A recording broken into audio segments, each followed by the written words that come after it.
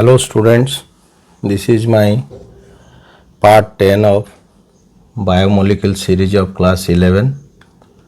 So today we will discuss the mechanism of enzyme action. Mechanism of enzyme action.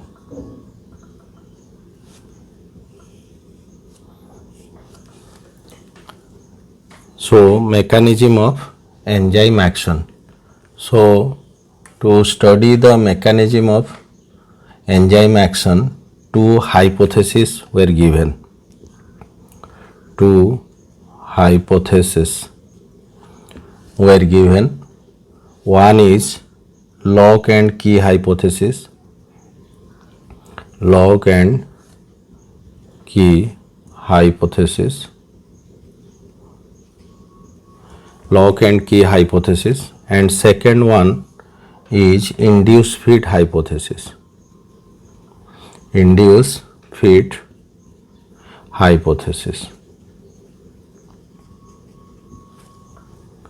So now we will discuss one by one what is lock and key hypothesis. Really this was given by Emil Fischer. Emil Fischer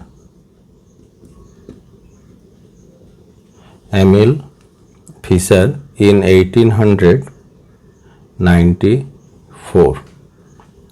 So this lock and key theory, according to this theory, this specifies that like a or we can tell to open a lock a specific key is required. So here we can tell also the specificity of the enzyme can be easily marked. So here the enzyme act as the lock having the catalytic site. Catalytic site, and here this is the enzyme. We can denote by E also, enzyme, and here it behaves as the lock. And the substrate here, this is the substrate. We can denote it as the S, and here it behaves as the key. Then what happens? This is the complex is formed. I have already discussed in my previous video, that is ES complex, enzyme substrate complex. And then we can find, so this is the enzyme substrate complex is formed, and then we can write also the enzyme product complex is formed, and then the enzyme is again become free and the product is formed. This is the product, and this is the enzyme. So Emil Fischer has given this hypothesis, and he told that this enzyme act as the lock and substrate act as the key. So this key fit into the enzyme, forms the enzyme substrate complex, and then enzyme substrate complex, enzyme product complex is formed, then enzyme is free and the product is formed. So this is the, we can tell enzyme specificity we can derive here also, and the specific catalytic site to which the substrate will fit and tightly bonded with the enzymes. So this is what we call the lock and key hypothesis, and sometimes similar substrate, likely similar, may act as the inhibitor also, because they may wrongly bind to the catalytic site. We will discuss this thing in the enzyme inhibition. Then we will discuss the induce fit hypothesis. The induced fit hypothesis was given by Hoseland in 1960. So according to him, the catalytic site of the enzyme is a variable size which is not appeared to be fit into the substrate. So this is the catalytic site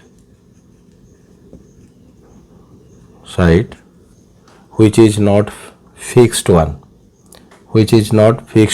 or we can tell this is flexible type. So this is the enzyme and this is the substrate. Then what happened here? The enzyme substrate complex is formed. Enzyme substrate complex, where what happens? A special group is there, that is called butyrysine group.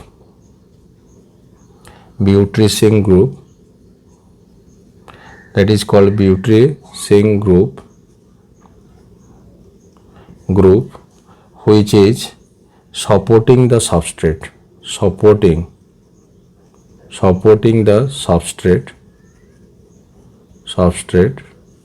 to fit into the catalytic site. So after that, this is enzyme substrate complex is formed, and this butyrysine group helped this substrate to fit into it, and it modified the structure of catalytic site accordingly that the enzyme fit into it, and enzyme substrate complex is formed. Then enzyme product complex,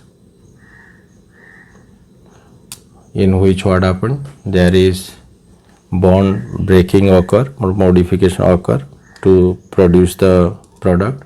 Then again the enzyme is free and the product is formed. This is the enzyme and this is the product. So this enzyme and this is the substrate, and enzyme substrate complex is there, enzyme product complex is there, and enzyme again feed and the product is formed. So this is the flexible model given by the Hoseland, and this model is called induced fit. Induced means there is induction by this butyrysine group and supports this substrate how to fit into it and make it fit for the substrate, and makes the enzyme substrate complex, then enzyme product complex, then the enzyme and product is released. So next we will discuss, that is, in this case, the nature of enzyme action. We can discuss nature of enzyme action. So these things which occurred and how the catalytic action is there, and we have already discussed, so only pinpoint it here. First the substrate binds to the active site, and so enzyme substrate complex is formed, and this next phase we can tell the enzyme and substrate, they fit more tightly, that enzyme substrate complex is formed very tightly, and in next case there is the substrate, particularly the close proximity of the substrate, what happens, there is chemical bonds, there is breaking of chemical bonds of the substrate to produce the product, and again the enzyme is freed and that is product is produced. In this way enzyme action occurs. First it binds to the substrate binds to the active site, enzyme substrate complex, where they feed very tightly, and then the breaking of chemical bond of the substrate occurs to convert it into the product, and the enzyme is free without any change of its own, and the product is released. So this is the all about mechanism of enzyme action as well as the nature of enzyme action.